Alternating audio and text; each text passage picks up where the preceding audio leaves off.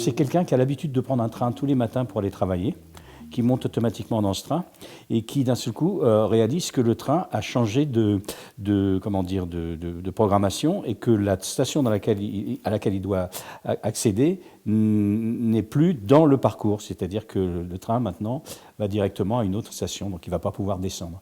Donc ce garçon va faire tout pour essayer de descendre de ce train. Vous ne pouvez pas descendre à Cateau. Ce train est direct jusqu'à Dèvres.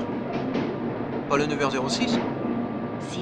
Le 9h06 s'arrête à Cateau, monsieur, je le prends tous les jours depuis 6 mois. Non. Ne me dites pas qu'il est direct jusqu'à Dèvres. Il est direct après, peut-être. Mais celui-là s'arrête, enfin, j'en suis sûr. Je suis dedans. Vous travaillez peut-être à Cateau-Cambrésis, mais moi je travaille dans ce train et je vous confirme qu'à dater du 02-01-92, le 9h06 est direct jusqu'à Dèvres.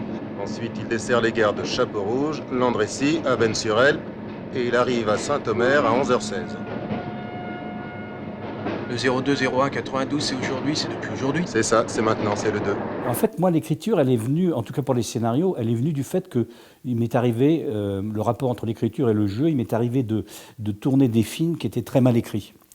Et je me suis dit que, quitte à tourner des films mal écrits, autant que je les écrive, je ne pourrais pas faire plus mal. Donc voilà, j'ai décidé de commencer à travailler sur les scénarios uniquement par réaction à ce déficit, essentiellement sur les dialogues au départ, parce qu'il y avait un vrai déficit là-dessus. Et quand je tourne un film que je n'ai pas écrit, j'essaye quand même de m'approprier la musique du dialogue. C'est-à-dire qu'un scénariste peut avoir écrit des dialogues magnifiques, mais on a toujours besoin de se le mettre en bouche et toujours besoin de le respirer. Pour moi, le dialogue, c'est de la musique. Évidemment, ça a du sens, mais d'abord, il y a une musique. C'est presque, comme dit Astier, c'est presque... c'est fatalement... on a quelques pieds pour dire quelque chose et on n'en a pas un de plus ou un de moins. Pour être efficace, et surtout dans la comédie, il faut vraiment avoir le nombre de pieds juste.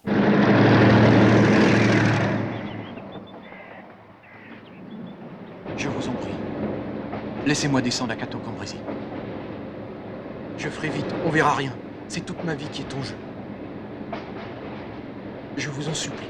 Cateau-Cambrésis. Ouais, mais moi je peux rien faire, monsieur. Je suis un autodidacte qui s'est formé après. Mais je me suis quand même formé, c'est-à-dire que c'est l'expérience. J'ai tourné plus de 150 films, donc à la lecture déjà des scénarios, on finit par apprendre un certain nombre de choses, ensuite au théâtre aussi, et donc on finit par avoir une certaine expérience de l'écriture, de la construction, de la crédibilité d'un personnage, sa caractérisation, etc. Ça c'est instinctif. À partir d'un certain moment, quand on tourne beaucoup, on le trouve. Malheureusement, c'est pas suffisant pour être scénariste. Donc, quand j'ai décidé d'écrire vraiment des scénarios pour la télévision, pour le cinéma, je suis retourné à l'école. Et j'ai passé le petit concours de la FEMIS pour faire la masterclass d'Yves Lavandier. J'ai été reçu et donc j'ai recommencé à travailler comme un élève. Voilà. Parce qu'on doit apprendre aussi des choses.